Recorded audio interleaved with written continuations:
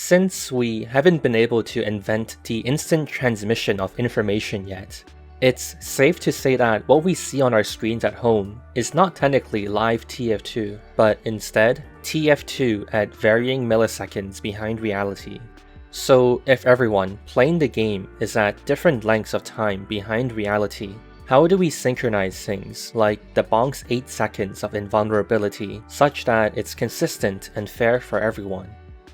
The solution tf2 uses is a global timer for everyone to reference, and timestamps. When the server loads a map, a timer starts counting up from 0 forever.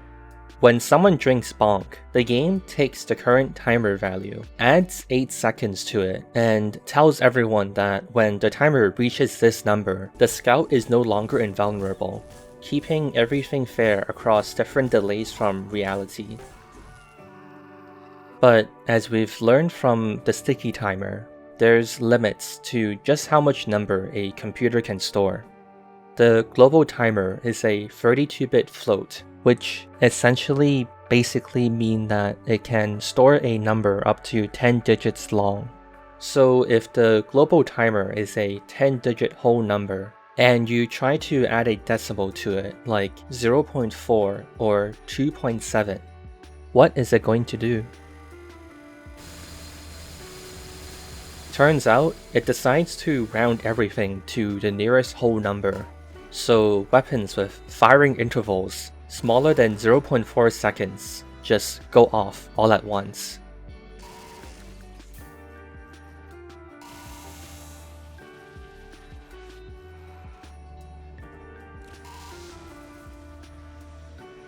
Naturally, this extends to weapons like the soda popper, shortstop, and beggar's bazooka. Beyond weapons, bleeding and afterburn just instantly melt you.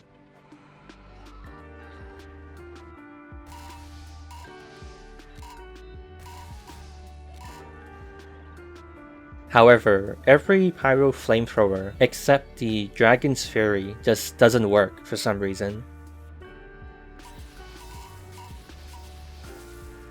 And the engineers' buildings become pretty ridiculous.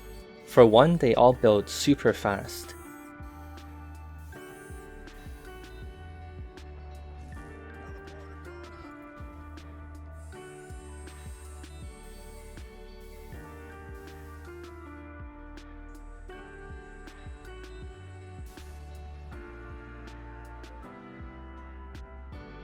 But even better than that, the sentry gun just instantly melts people.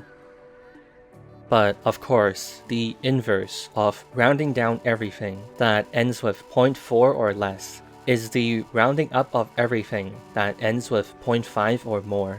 So the scout's bat that swings every 0.5 seconds now slows to every second.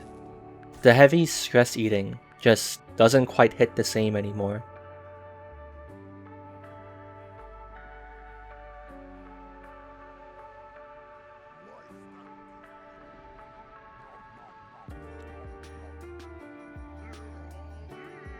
After firing a shot on the sniper rifle, it takes a while to unscope, allowing you to headshot twice now.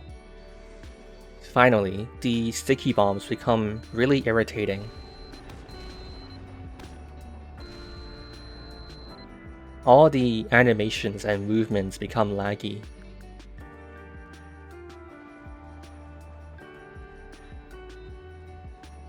And the short circuit. But besides all of that, everything else seems to work fine.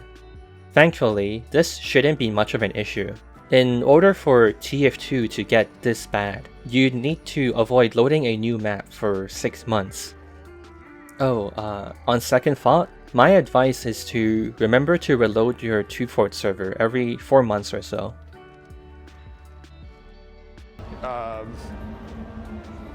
And I'm curious about the sense of incompleteness I almost always have.